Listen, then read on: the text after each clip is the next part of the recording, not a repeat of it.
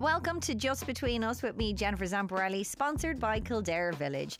Now, this podcast is mostly about fun indoors, but if you fancy a bit of alfresco, why not get out of the house and take a visit to Kildare Village with over 100 boutiques, 60 of which are exclusive in Ireland and 20 new brands to choose from.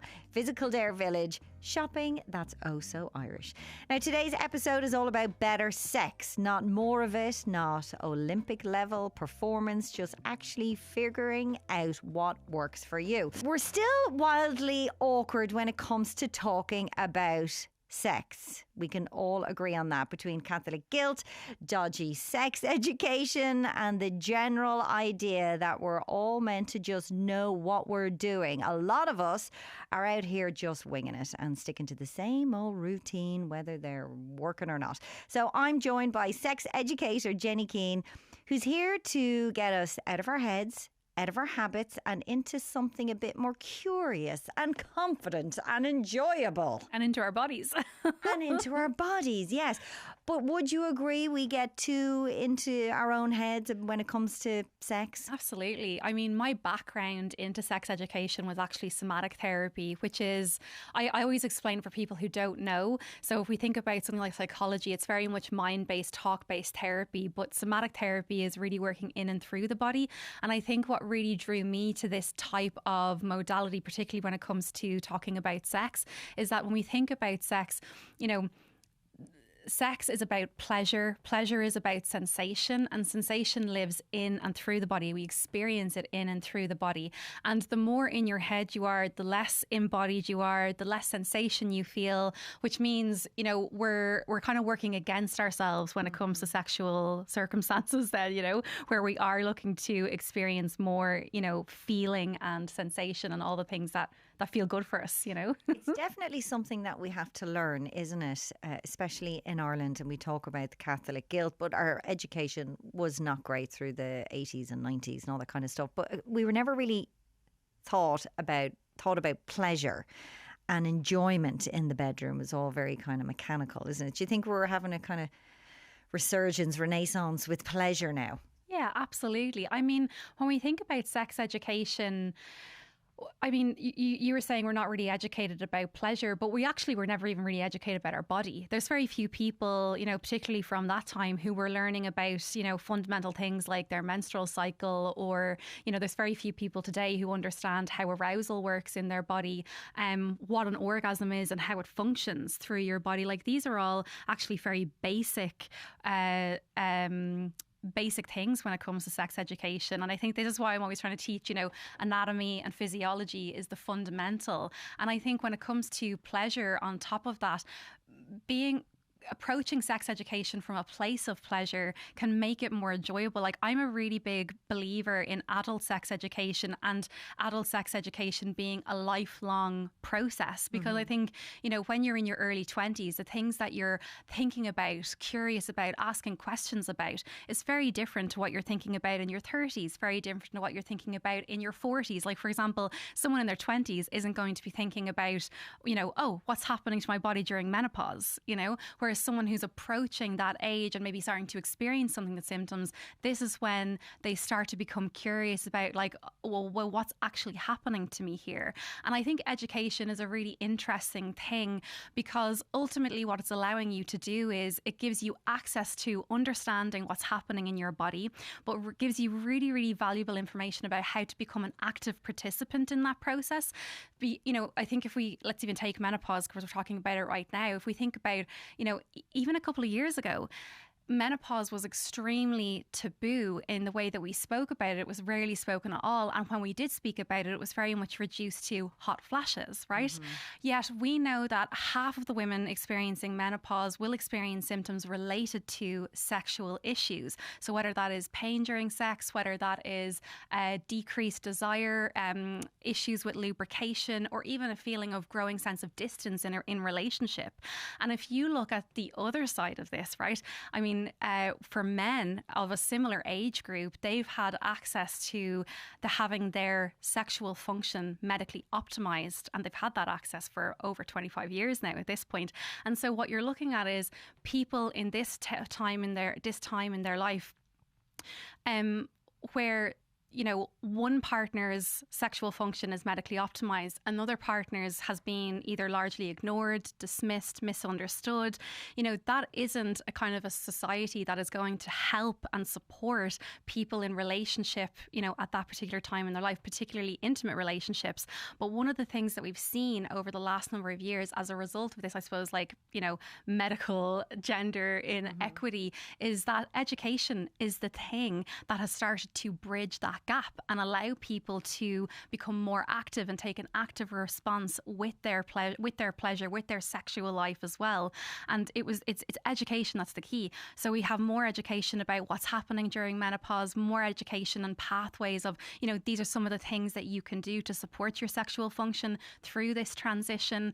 And I think, this is, when what I would always say in this is adding pleasure to that conversation can actually make something that can feel quite difficult, can feel sometimes like a mountain to climb, really good fun, And that mountain can also be after having a baby, going through some kind of trauma, perimenopause, or just your libido falling on the ground, or sickness. I mean, I love the idea of a lifelong education with regards to sexual pleasure and sexual health, because it's ever changing, isn't it? Absolutely. I always say that when it comes to our sex lives, we're never going to just experience one sexual issue. We are going to experience ongoing sexual issues from, for our entire life until the day that we die.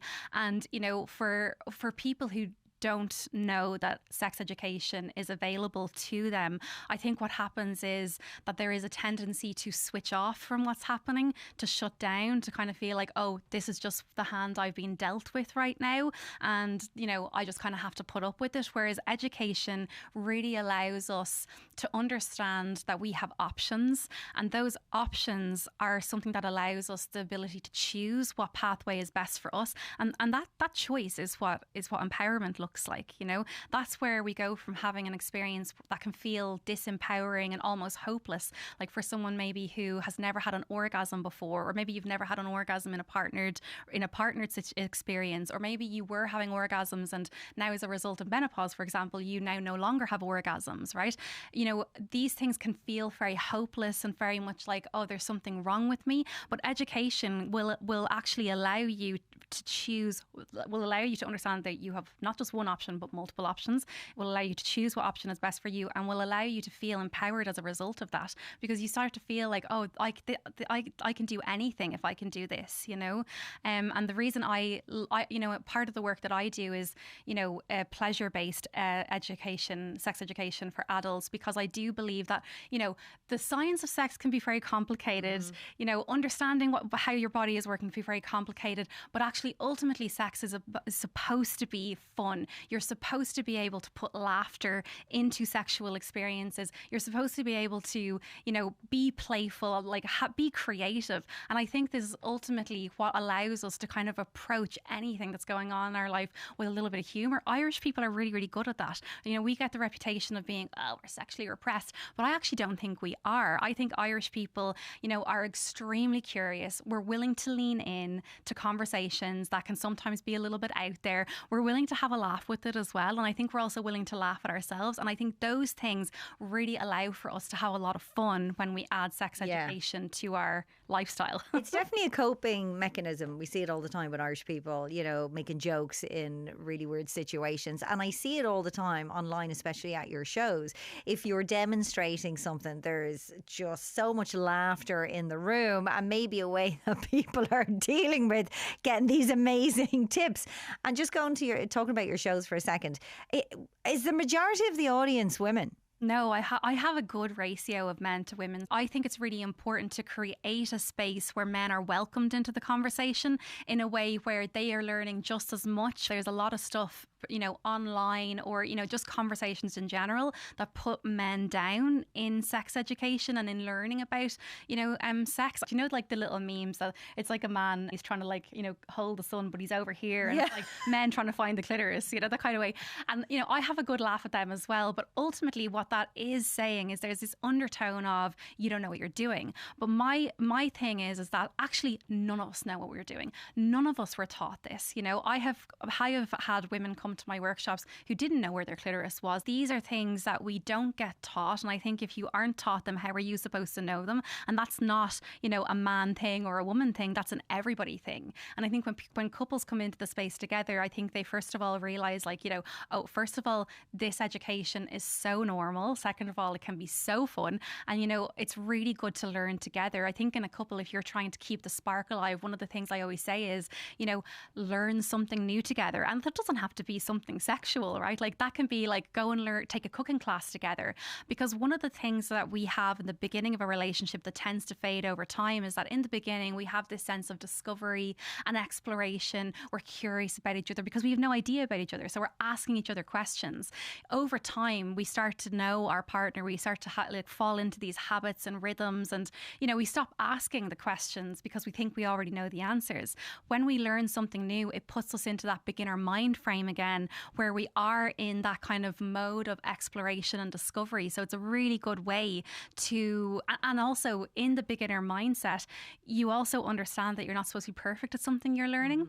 You understand that you're going to make mistakes, like you're going to try and bake a cake and it's, it's not going to rise, it's going to fall in the middle, and that's okay. So mistakes are allowed to be there. Failure is allowed to be there. You can laugh at those things. And it's the same thing when we apply that to our sex lives, to be able to put that kind of ability to fail into our sex lives is something that's really important for like the longevity and all overall satisfaction of our relationships. On a practical level, if someone's listened to this and they're in a long-term relationship and they're stuck in the same routine, like they're doing the same thing, they have their go-to move, which I think you've spoken about before, what would you say to them? Where's a good starting point if they want to get things going? The first thing is that, it's first of all acknowledging that we are human beings. We are a creature of habits. Therefore, we are going to fall into habits and rhythms. And this is really, really normal. But this is also the thing that starts to make situations feel the same, like a little bit. There's no excitement in it. And when you are looking at stuff like adding when you are looking at trying to kind of put the spark back into it, one of the biggest things you can do and easiest things you can do is novelty. So you add novelty. So that might look, and again, when you think about adding novelty, it's not thinking about these big things like suddenly, you're dressing up in the cat suit, you've got the whip and chain, and now you're like, I'm going to be a dominatrix tonight. It's really about doing the very small things. So it might look like, I love pleasure products for this because I think they're really easy tools that can help you change the way you approach foreplay. Like I'm a really big fan of things like aphrodisiac chocolates or, date night. Yeah, well, it depends on, what you're buying. Like some products don't work at all because of the ingredients. But if you know what you're looking for, this is why I opened up my own online sex toy shop, because I have a lot of knowledge in that area. And for me, it's always about trying to figure out like what's the best. And it's subtle. Like the chocolate is subtle. Like you're not whipping out a big dildo and put it on the dinner table and go, love, we're going to try this tonight. Like it's quite a subtle thing to do. And I think a lot of people need to start off slow, don't they, if they're making changes? Well, it's like baby steps first. Yeah. If you see a big dildo coming towards you, it can be very daunting. But I also think as well, it's something that's not commonly spoken about. We think adding a product in it's gonna fix things like this, right? But if you actually don't know how to use what it is that you're buying, and suddenly you find yourself with the best toy in the market right now, and you're like, oh, what do we do with this other than turn it on and, press it on a body part, If you know how to use it, then you're going to be experiencing a lot more pleasure. And then if you are introducing a sex toy, I'm a really big fan of finger vibrators. I think they are probably the best invention. I think every couple should have one. Finger vibrators, again, they're really small. They're inconspicuous. The ones that I love all have silicone straps on them. You have one in your bag? Yeah, I've got. Of course she does. I have one in my bag here. Her finger vibrator and her lunch. And her phone and her makeup bag. Sure, that's in everyone's bag. Hold on. Oh yeah, here I've got a couple of different. I've never heard of the finger vibrator, so this will be interesting. Because toys don't have to be, oh my God, a load of dildos just fell out of your bag. This is amazing. And they're so colourful. This is what I carry You don't not a, okay. Wow. So I like this. They're quite body safe and all everything. Yeah, everything is body safe. And again, this is why I opened up my online sex toy shop, because when it comes to sex toy industry, it's an extremely unregulated industry. So I could make any kind of claim. You know, I could say, oh, this toy is body safe, and actually the material stick is it up here, and it's not. It's not body safe at all. You know, and I think it's really important. You know, that we're really conscious about what we're putting, especially something inside of our body as well. So that for is example, tiny. That could be anything. A little finger Right. vibrator. And again, because it has this silicone strap, right? It means you can be, you know, moving around in sex positions and different things like this, and you're not going to lose it. It's not going to be a thing that kind of flies off, falls down the crack of the bed, and then you got this kind of thing that's vibrating that you then now have to interrupt your sexual experience for in order to like turn it off so that you can get back into it. So something like this. And I always say, like, it's really important, because if we look at the research when it comes to penetrative orgasm, they say 18% of women can orgasm through penetration with a partner. But if you add clitoral stimulation to that, then that number goes up to 70%. So adding something like a clitoral stimulator, like to the clitoris in any position, it's really easy. Like if you think about, you know, for example, missionary positions where your partner is a little bit lifted off you, you can either have it on yourself, your partner can have it on them.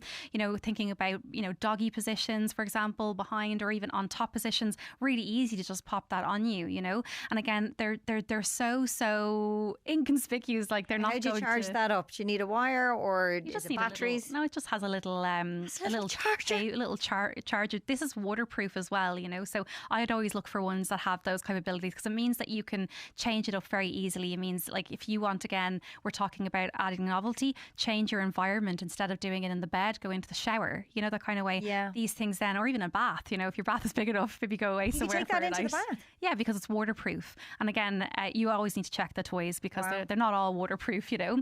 So would you say there's a huge percentage of Irish people out there that are generally unsatisfied? I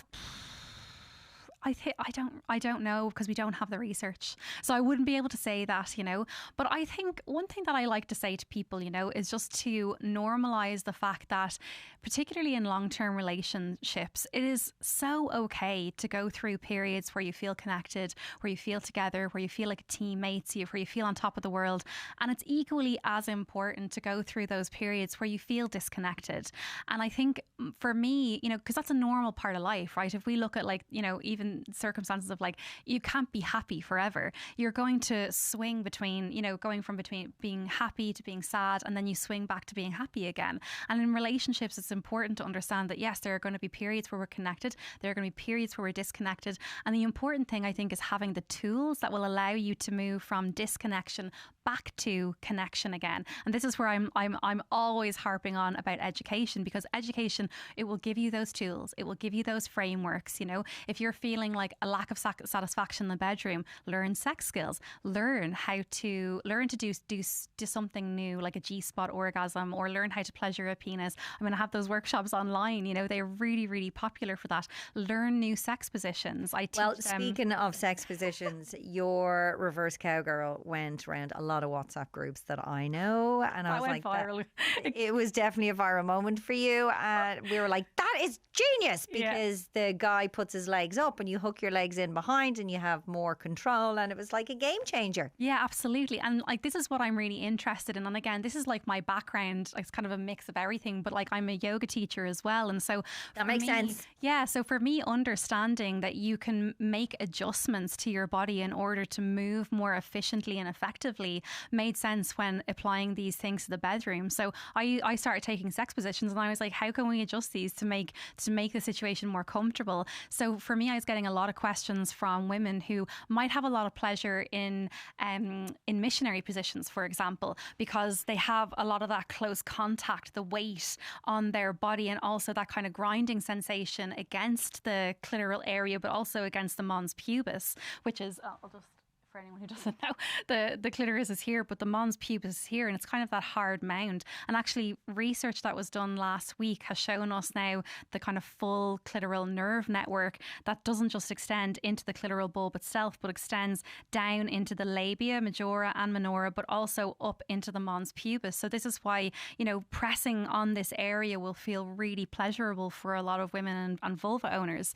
And so when they move into positions like an on top position, they'll feel less of that pressure and connection. So it's about understanding how can we move our body and actually connect in ways where we still have that same, not that same amount of pressure, but that's still that same little bit of friction that we're looking for, so that we can feel pleasure in different positions. Finger vibrator. Well, finger vibrator, but also adjusting your body, learning how to move efficiently. You know, for a lot of people in that position, I mean, it's very much friction-based pleasure. You know, and I mean, who's that pleasure for? That's very much pleasure for your partner. It's not pleasure for you, especially if you don't feel anything in that circumstance. You know, it's why a lot of women in that position will suddenly stop and then they lift up a little bit, and then their partner starts doing this. You know, it's like, oh, legs are getting tired. You know, and you're just kind of waiting for your partner to take over. You know, this is a really common experience, and that's because it's like, I'm not feeling much, you know. So it's like learning and teaching people that you can make really simple small adjustments to positions so that you can get more pleasure from them, you know. What are some simple ways people can start switching things up when it comes to touch? Yeah, so just touch. I mean, touch is an amazing thing. You know, we can in terms of like when you're feeling anxious or stressed, there are particular touch techniques that your body really responds to over others. If you're having feelings of like maybe where you feel a lack of sensitivity or even a feeling of numbness, there are other types of touch that you can employ as well to start to kind of increase sensation. And you can either do this on yourself or you can have your partner do it, and this kind of helps. Again, you understand what it is that your body likes, what it responds to, what it needs more of, what it wants less of in any given moment. And I mean, for example, I mean, when we look at things like if you're feeling stressed, a lot of us know this unconsciously, but it's bringing that to the forefront of our awareness. So let's say, for example, we're experiencing a huge amount of stress in our lives, in our day-to-day life, and that has having a knock-on effect on, you know, our interest for sex or even our feeling of desire. Because again, we know how much stress affects desire and our desire for sex, and also our libido as well. So doing things like where you're kind of holding your body but really hugging it, and it's quite a firm, long, supportive touch, that's really good for feelings of anxiousness. So, you know, for example, like if your partner is giving you a massage and they're doing a tickly touch and you start to feel a little bit more fidgety and more like, oh God, no, this isn't working for me, then something like a firmer touch is going to be much more important for you in that moment. And what we're trying to do when it comes to touch is really promote more blood flow, promote warmth in the body, because when we have warmth and when we have blood flow, we have more sensation in our body. And I always say more sensation leads to more pleasure, you know.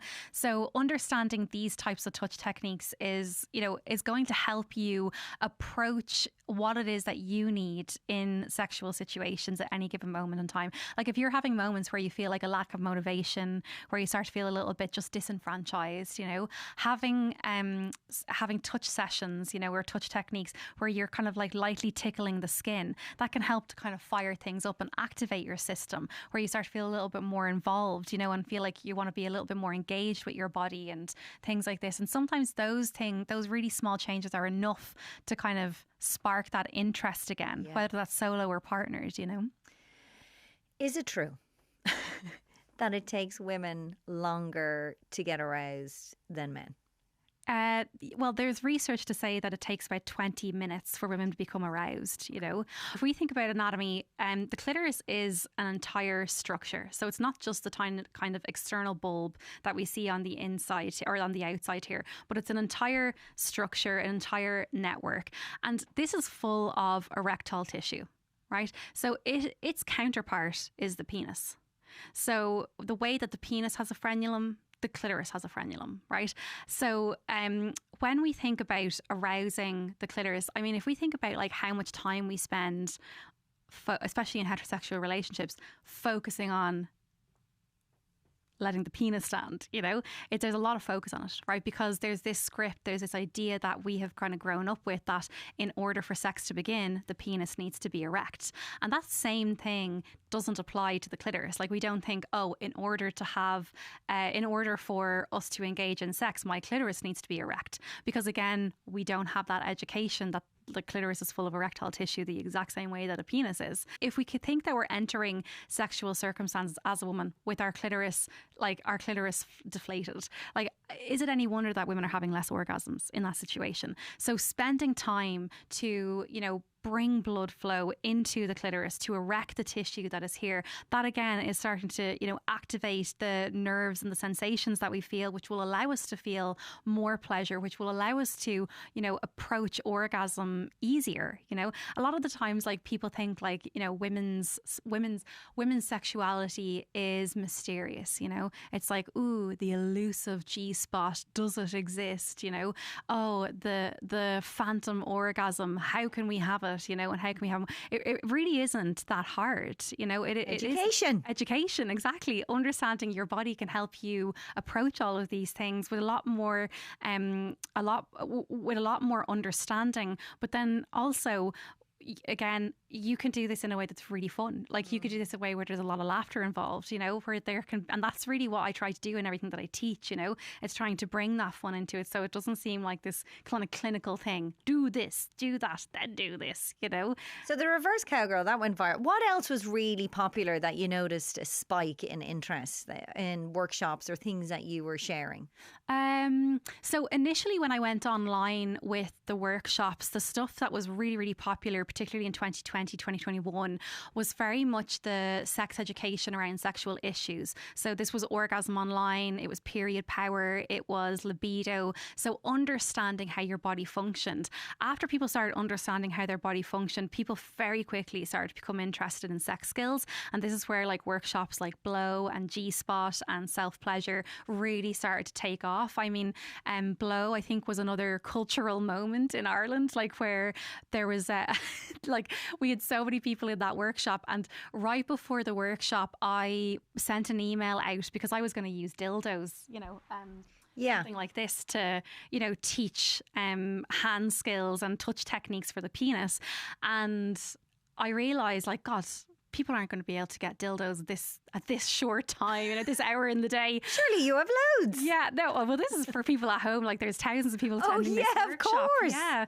So, we sold out that workshop in less than an hour. There was 3,000 people on that workshop, and then we had thousands of people more then watch the replay. And so I had then sent an email to say, oh, by the way, guys, just make sure you have a cucumber, because I was thinking, yeah, cucumber is a good object. Easy to get. Easy to get. You can go to your Tesco, that kind of way. But then people started to send me pictures of like the cucumber baskets emptied from like Lidl, from Aldi, from Tesco, from all these places. They were like, is everyone going to Jenny's Blow workshop? And then people were sending me like videos of people with their shopping baskets with the cucumber in the shopping basket. So, and then, I mean, that was even reported actually by The Independent, and it was like, Jenny Keane's workshop causes a national cucumber shortage. And but this is the kind of thing that I think is really good fun, because it's a really playful way to talk about the importance of sex education. I mean, what we're talking about in Blow isn't just like good techniques for pleasuring a penis. What we're actually talking about is like, how do you, as someone who is giving pleasure to somebody, also take pleasure in that as well? Okay. How do you gain confidence in what it is that you're doing by learning skills, So I just noticed this thing is just wobbling as I'm talking. It's a little wobble. But, and again, for people who, might feel nervous, approaching partnered relationships, if it's been a while, learning sex skills is a really, really fundamental way to gain confidence and gain sexual confidence in the bedroom. Because when you kind of know what you're doing, I always say, like, learn the rules so that you know how to break them, the kind of way, or learn the rules so that you could figure out like, oh, does this work? In the Blow workshop, I thought because I talk about hand skills, mouth skills, and then combo skills. So these are sequences that I've created that basically work on our arousal pathways, or a penis owner's arousal pathways. So for someone who wants to bring their partner to arousal very quickly, there is a very specific sequence for that you can do. Okay. For someone who wants to extend arousal arousal and in their partner, again, there's other sequences for that. And so I thought a sequence that I call the champagne combo. And basically this is to bring your partner to arousal very quickly. And I mean, these things are really important to know, because I always say, like, you know, there are times in the bedroom where you're like, you know, I'm done now. You know, I've had enough. And I think it's really okay to normalize that. And oftentimes, particularly for women, in order to kind of say, I'm done now, what do women tend to do? Fake an orgasm. And then they're like, oh, if I fake an orgasm, then my partner will come and then it'll be over, right?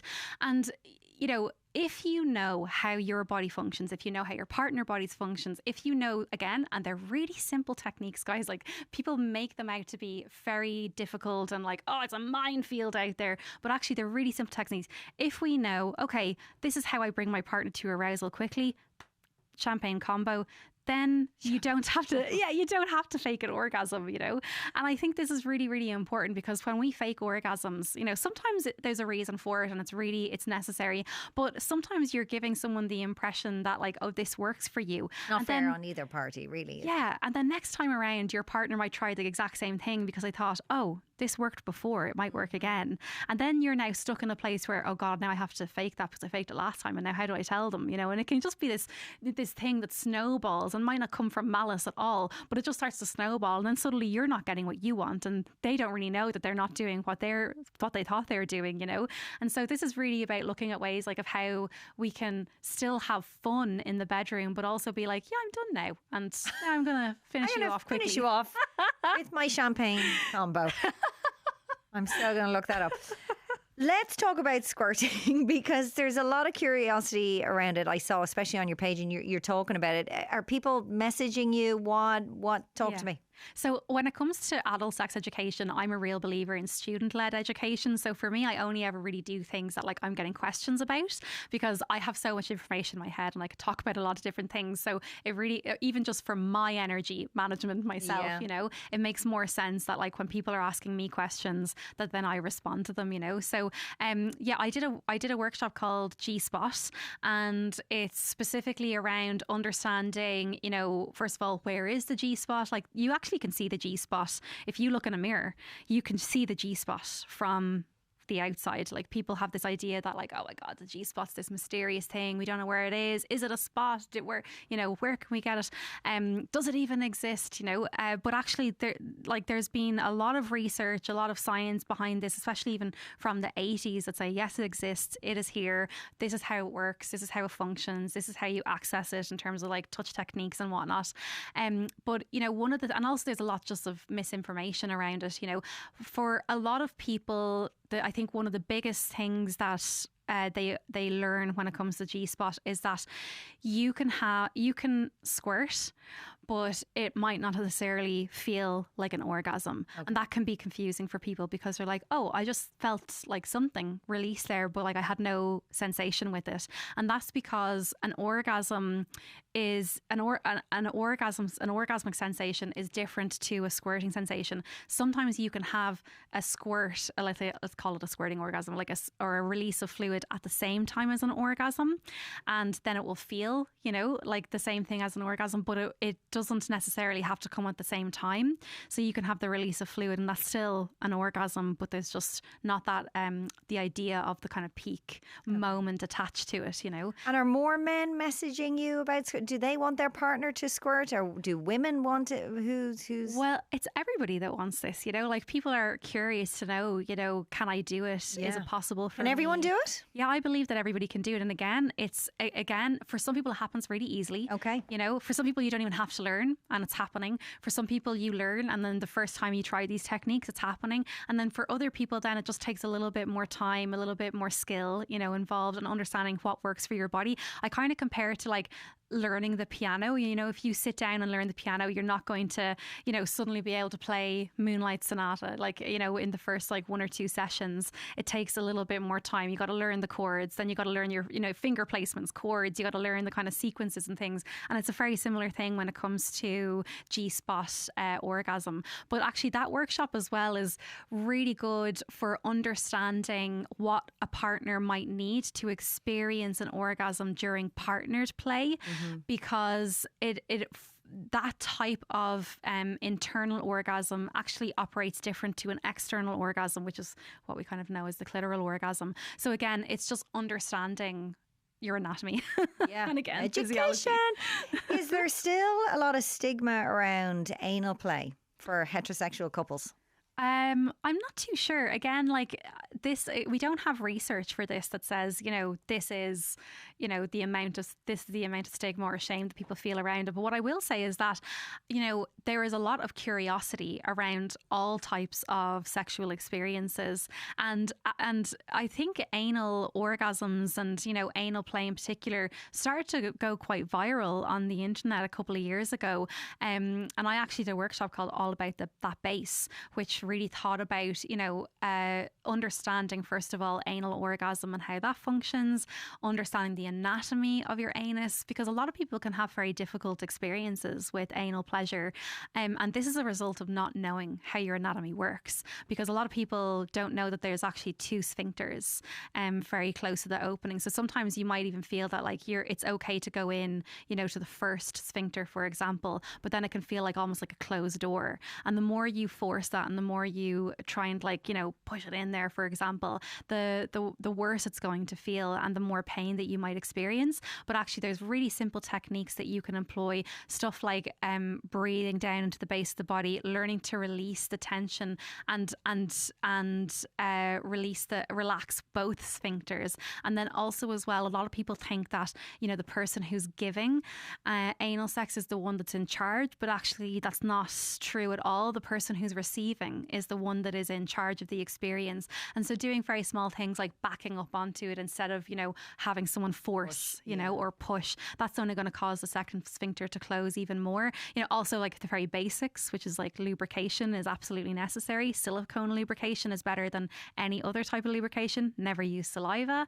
And this is a case of like making sure that if you are engaging in these types of practices, that you actually have the prep set up beforehand, so that what it is that you need, for example, And I think also something that I really promote, and I did in the workshop, is sex skills that will help you. So touch techniques that will help you release the tension in the anus and also activate the pleasure that is capable, that the anus is capable and the ass in general is capable of experiencing. We have the pudendal nerve that is around the anus, which is extremely sensitive, and it's why anal pleasure can feel so good. And actually penetration isn't even necessary for you to experience pleasure from anal play. So you can actually just focus on the techniques that I teach, that is external touch techniques, where you can experience a whole host of pleasure. And actually, interestingly, pudendal nerve is connected to the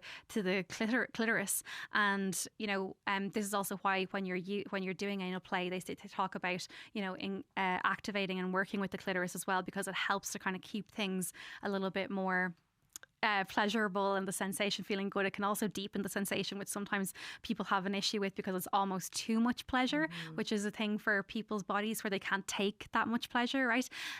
So working with the clitoris is really important because these things are connected. But again, working with the clitoris first before you approach the anus is also a technique that you can employ, So there's lots of different ways. And I think the more education you have, the more skills you have, the more you're able to play with this in a way that feels good for you and your body and feels good for your partner as well. I love that you talk about skills, because we always talk about, you're talking about education as well, but upskilling it. We're going to be so good at riding after this. We're going to be sex gurus, but it's just about doing the work. Yeah. Doing a little bit, it's not work, obviously, but it's fun work. Doing a little bit of research and upskilling, and we can all upskill. So for anybody who's listening and it's all a bit boring in the bedroom, what is the one thing you would say to them? We grow up with this idea that sex is just something we know how to do, that, oh yeah, it just works, right? But if we look at any other area of our life, if we think about like wanting to become a good artist, I need to learn what brushes work best with what paints. I need need to learn techniques for like applying the paint, right? And you're going to a teacher for that. Then you're practicing those techniques in order to get better. And again, part of that practice is that you're going to make some really awful paintings that probably will never see the light of day again. And other parts of that is that you might make something that looks halfway decent, and then eventually you might make something that looks good. And actually, sex is the exact same way. When you talk about skills, learn different hand techniques, different mouth techniques, learn how to use a sex toy, trying to normalize the fact that sex is something that we learn. It's a skill that we have to try and like figure out, you know, what works for us, what doesn't work for us, and then, you know, practice those skills, you know, whether that's in a solo relationship or whether that's in a partnered relationship. And I mean, this is where as well, you know, you're looking at sexual satisfaction, where your sexual satisfaction will start to slowly build and amplify and intensify over your lifetime. And if you look at the research for sexual satisfaction, they looked at couples who were in long-term relationships. So they were all 45 plus, and they looked at what were the ingredients that allow these couples to have sexual satisfaction in the relationship. And there was two things. One was that first of all, there was a sense of trust and friendship in the relationship, which makes total sense because then you've got that emotional connection, because sex isn't just a physical act. It's like mental, emotional, you know, like physical stimulation on all parts, spiritual stimulation as well. And the second thing was that they made sex a priority. And this is where I would say, you know, when you make sex a priority, and it doesn't have to look like you're giving over your whole life to it. And again, this is what I try to teach.